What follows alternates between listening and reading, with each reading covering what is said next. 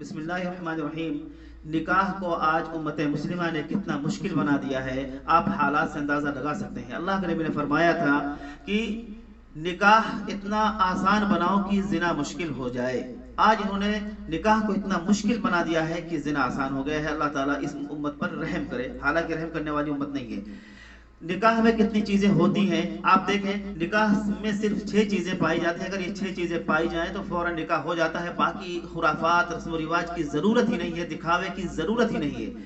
نکاح میں 2 فرض ہیں۔ نمبر 1 2 گواہوں کا ہونا اور ایجاب و قبول کا ہونا، یہ فرض ہے۔ اگر یہ پائے گئے نکاح ہو جائے گا۔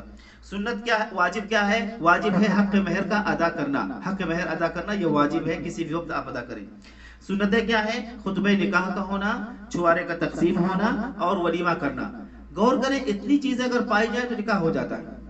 ولیمہ اگر نہ بھی کریں تو کوئی ضروری نہیں ہے، لیکن آپ دیکھیں کہ صرف 2 گواہ ہو گئے اور ایجاب قبول ہو گیا، مولانا صاحب نے نکاح پڑھ دیا، نکاح ہو گیا۔ باقی خرافات کی کوئی ضرورت نہیں ہے۔ نکاح کو آسان بناؤ، نکاح کو آسان بناؤ اے امت مسلمہ، نکاح کو آسان بناؤ، ورنہ تمہارے اوپر ایسے حالات آئے گئے کہ تمہارا وجود تک نہیں رہے گا۔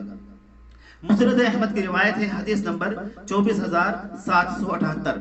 حضرت عائشہ رضی اللہ تعالی عنہ سے روایت ہے کہ اللہ کے نبی نے فرمایا، عورت کی برکت کی نشانی یہ ہے کہ اس کی مگنی آسانی سے ہو جاتی ہے اور اس کا مہر آسانی سے ادا کر دیا جاتا ہے اور اس کو اولاد اللہ تعالیٰ جلدی عطا فرماتے ہیں۔